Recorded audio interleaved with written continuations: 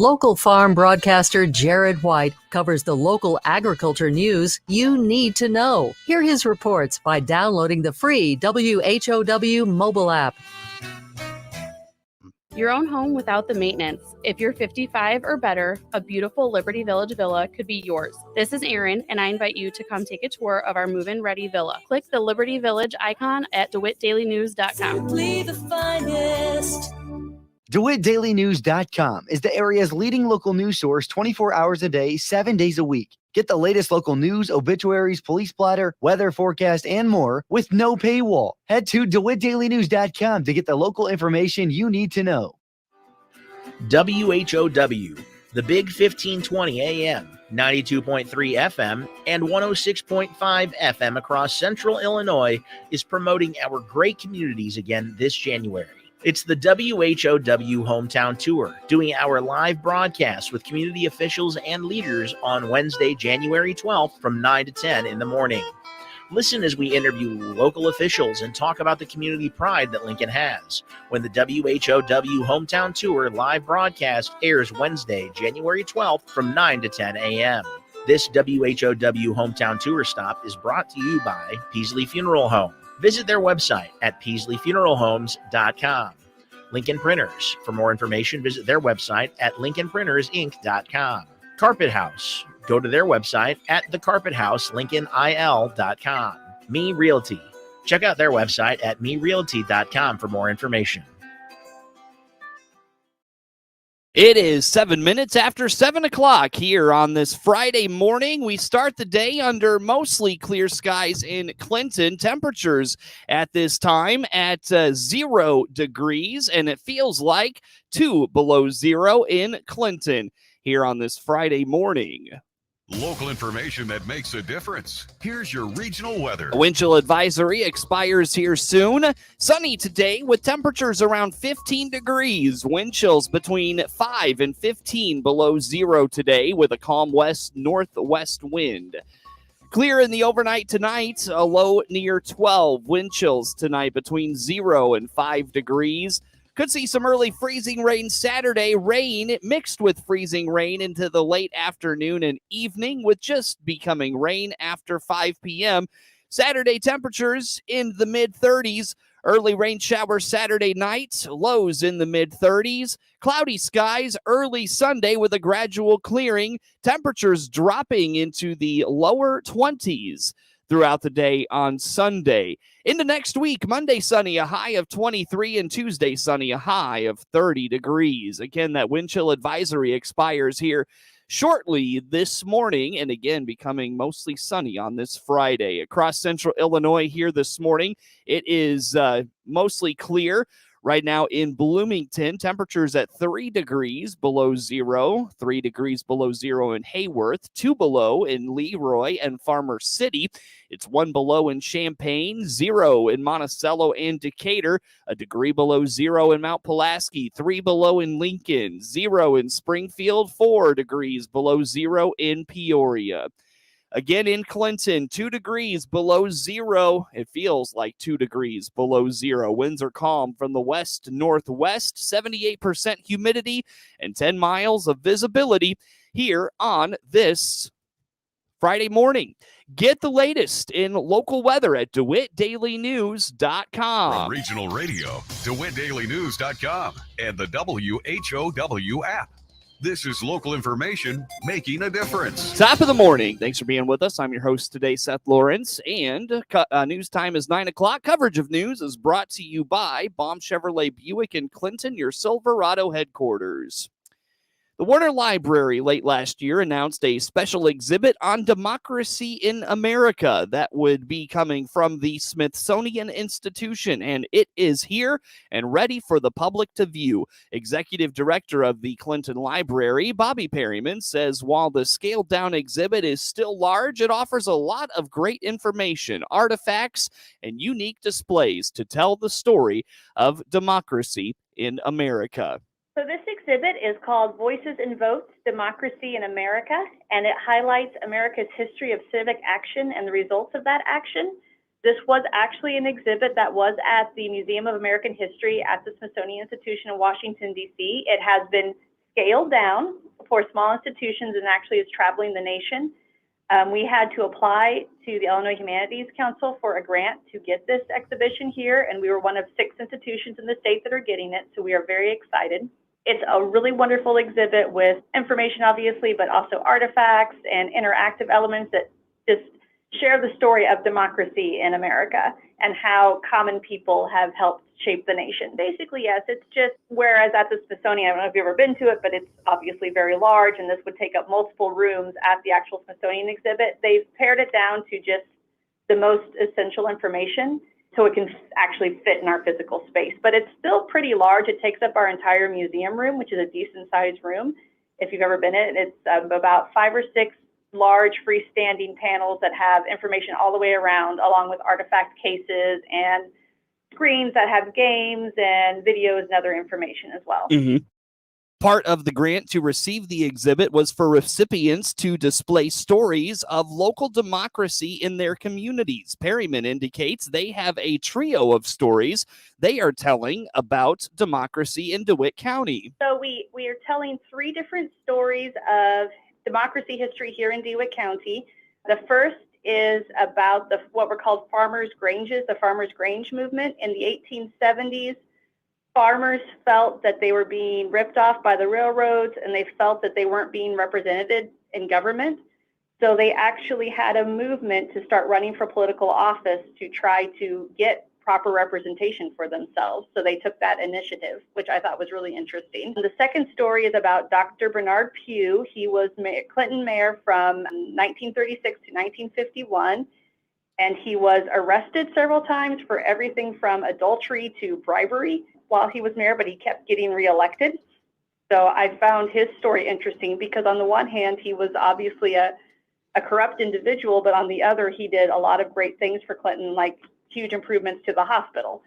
So it's kind of interesting to read about him with his good side and his bad side. And then our last story is about a Farmer City man named Stanley Albert, who in the 1960s was inspired by the Supreme Court decision that's called basically one man, one vote, that says that you have to have equal representation on all legislative bodies. He realized that the DeWitt County Board, there was not equal representation because he was in Santa Ana Township with more than 2,000 people, and they had 1 representative on the board, whereas the smallest township in the county, Rutledge, had only 300 people, but still had 1 representative on the board. And he felt that was unfair, and he ended up suing the county, and he was the first person in the state of Illinois to sue on the county level based on one man, one vote. And it is, when you say apportionment, it sounds really dry and meh, but when you actually read the story and read about what Albert was doing, it's actually really interesting and really important because state law ended up changing because of his lawsuit. There's a State of Illinois exhibit at the library right now as well, which tells the story of voting rights for African Americans in Illinois. This is the Illinois Freedom Project. It was developed in partnership with the State Historic Site at Springfield, so the Illinois Department of Natural Resources, and the Abraham Lincoln National Heritage Area, as well as various youth organizations. And the Illinois Freedom Project tells stories about African Americans here in Illinois and how they fought for civil rights. And it starts with the first slaves that came to Illinois in the 1700s, all the way through the founding of the NAACP in Springfield, and just the story of civil rights here in Illinois. And it's a really great exhibition with a lot of interesting stories that I did not know. Well, you think of, if you know anything about Civil War, you think, oh, Illinois is a free state. We were Union side, but there were actually slaves here in Illinois for a long time, and I did not know that. And even though slavery was technically illegal in Illinois, it still happened here. It just really shocked me, honestly. So that was interesting to read about. I haven't gotten to read through all the exhibition yet, but I have read through most of it, and I'm enjoying it, and I highly recommend that students come and see it. And we actually have a study guide available for students if they're interested that delves a little bit more into the stories from the Illinois Freedom Project. All month long activities and events are happening at the library in conjunction with these exhibits. Get more information by visiting vwarner.org and following along with the library on all the various social media channels. Taking an overall approach to wellness is the theme of a program coming from the University of Illinois Extension this year. Caitlin Mellendorf on the WHOW Morning Show Thursday told Regional Radio News this is a holistic approach to your wellness. She reminds there's a lot of aspects to being well, and this seeks to look at all of them. Yeah, so there is this concept, and some models will use a different number. So some will use 6 or 7, and so the 8 dimensions of wellness that we're going to talk about today is a kind of a reminder of the more holistic approach to your own personal wellness. And so it's not just, I think a lot of us, and I know myself included, we may have this thought of, well, my health is based on what types of foods I eat and what types of exercise I do. And this approach broadens that really quite a bit if we talk about 8 of these. And instead of just these 2 factors, which yes, can influence our health, but are not the only things that influence our health and so or our wellness. And so we talk about 8 dimensions instead. I just want to list those off to get us started. So we have emotional, spiritual, intellectual, physical, emotional, financial, occupational, and social wellness. So those are our 8 dimensions. This is something that we're going to be approaching this February. We have a program that I'll talk about later going on in Extension statewide to kind of address what are all these things. And so you guys get a little preview this morning on these 8 dimensions and what we're going to do with that program later this year. According to Mellendorf, this is a very introspective look at ourselves and an ongoing analysis of ourselves. She says it relies a lot on our internal cues. I like this idea as part of the 8 dimensions is this idea of balance. And you probably heard this before, and I actually like adding the kind of the active verb there. So balancing. So it's not just that you have balance in your life, it's that you are continuously balancing. So you may have good days, you may have bad days, you may have days where you can only do one thing. You know, a lot of us are getting into, or we're maybe having experienced coronavirus or the flu or other colds this winter. And so some of those days when you are just on the couch, all you're doing is balancing just being there, right? You're just there getting yourself better, drinking fluids and eating soup, maybe drinking soup.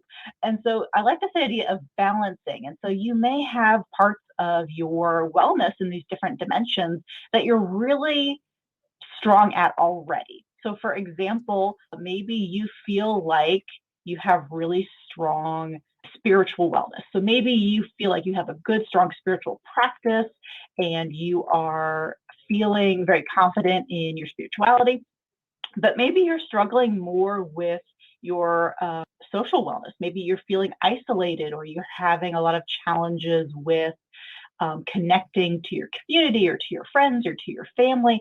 And so my hope for a lot of people that participate in this program later this year is that they can look at what are they really strong at already. And then once they can identify those areas where they want to try to do more and kind of create a more balance or create more balancing in their lives and figure out, okay, I want to do more of this.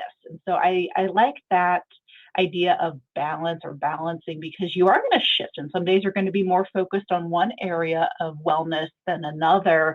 And so as you said, it's this very broad and kind of fluid movement to your different types of wellness in any particular given day or maybe even every hour of that day. This February, an 8-week program kicks off looking at the 8 dimensions of wellness. According to Mellendorf, a sign-up of this free program welcomes you to a private Facebook group and gets you the program's happenings for the series. So this is starting in February. So we've got about a month here. Registration for this opens tomorrow. And this is our 8 Dimensions of Wellness series. And so over the course of 8 weeks to match our 8 dimensions, we are doing a kind of a follow along. So people will sign up. They will be able to participate through a private Facebook group to learn each week over these 8 weeks.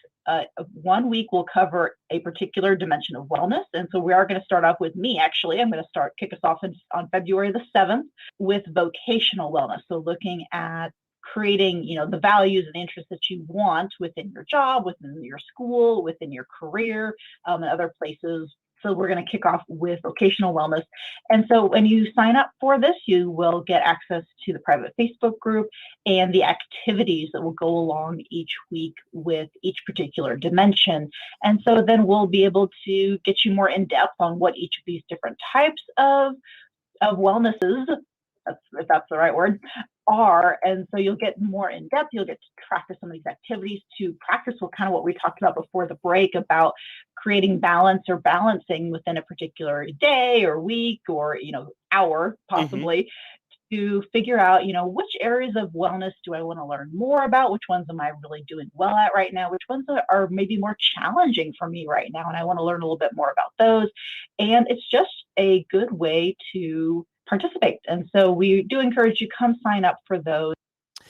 Extension.illinois.edu is the website to find out more, and registration begins today for the program that starts in February. Mellendorf points out this is a collaborative effort of wellness and nutrition educators across the state putting this together.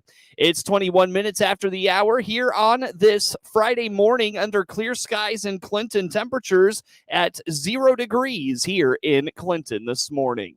We've got plenty more to get to coming up on the WHOW Morning Show. At Baum Chevrolet Buick in Clinton and Baum Motor Company in Farmer City, our job is to help you and solve your transportation needs. This is Scott Baum. Both in Clinton or Farmer City, we'll listen and find options for a different vehicle. Or we'll give you repair options to keep that car, truck, or SUV safe and trouble-free so you can continue with your busy schedule. If it has to do with transportation, we're here to help. Visit our full-service team today in Clinton or Farmer City. Baum Chevrolet Buick, right from the start. It is 22 minutes after the hour this morning. Again, I'm Seth Lawrence with you folks today for this expanded local newscast. One of the hits of the Consumer Electronics Show in Las Vegas this week isn't a new cell phone or big TV. It's a tractor. A John Deere tractor that will operate in the field without anyone in the cab. Farmer Doug Nims of Minnesota helped introduce the autonomous tractor that was running on his farm just this year. The first time I got to take the autonomous tractor to the field, swipe my phone, watch the tractor start with no one in the cab, start doing tillage, come to the end of the field, turn on the end, do the tillage just as well as I can do myself with no one in the cab. I can pull up the app, I can monitor the tractor, see how much of the field it's gotten tilled. Deere says the tractor will be commercially available this fall to run in farm fields in the Midwest. Illinois House Democrats approved a measure to create judicial subcircuits along party lines Wednesday. A GOP lawmaker joined other House Republicans in voting against the measure, saying the passage of the legislation is an affront to transparency and good government. The Senate president says the measure won't create more judges, but rather it will create a more diverse judiciary. Republican State Representative Amy Ellick of Fosterburg says the process has been neither transparent nor inclusive. You had months to do this. You had months to get actual meaningful input from the court system. My county has had less than 2 hours really to digest this latest bill. And I've still had their input, yet you couldn't ask for input when you knew months ago that you would put this forth.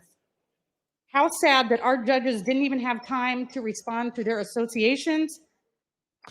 If approved, the governor, the subcircuits would take effect for some areas this year and others in 2024.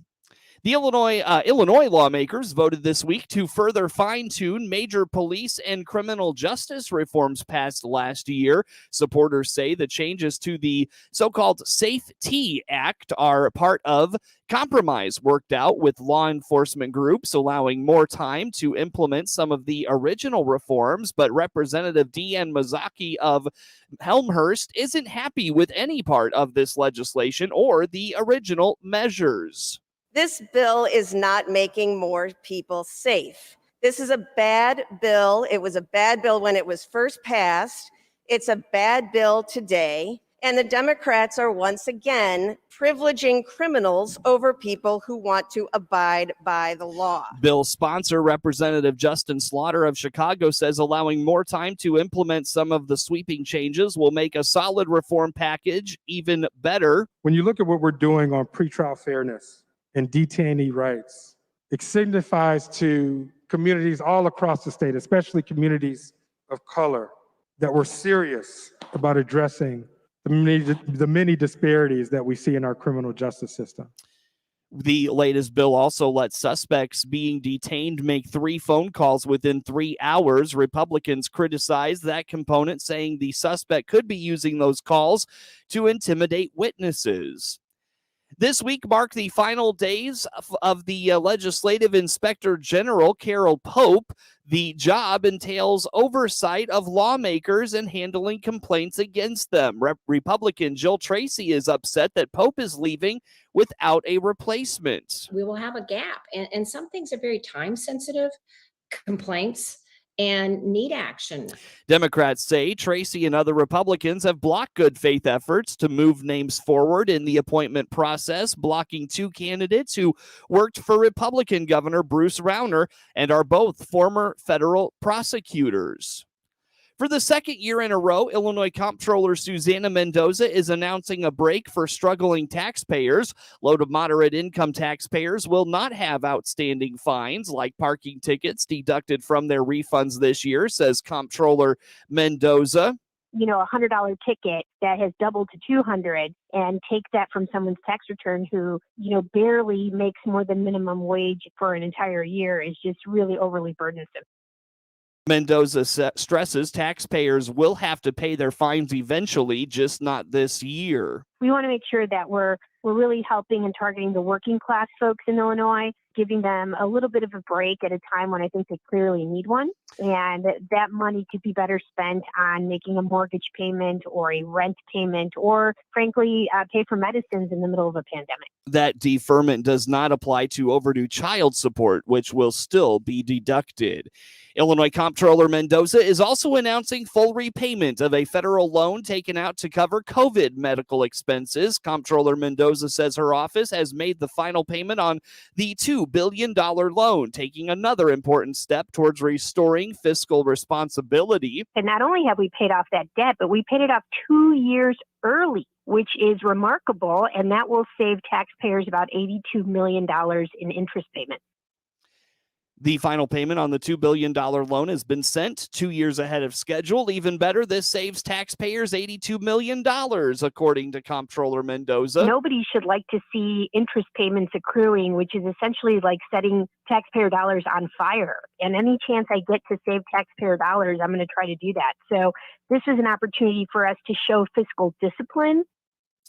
Mendoza says this will take some of the pressure off lawmakers and the governor as they craft a new state budget. A market analyst expects more volatility in the new year with the commodity markets. Carl Setzer with AgriVisor. There's going to be a lot of stuff to look at here. You know, I was reading some, outlooks and newsletters here, and there's some economists predicting that we might see a subsiding volatility rate in this market. And I got to tell you, Jim, I don't see it.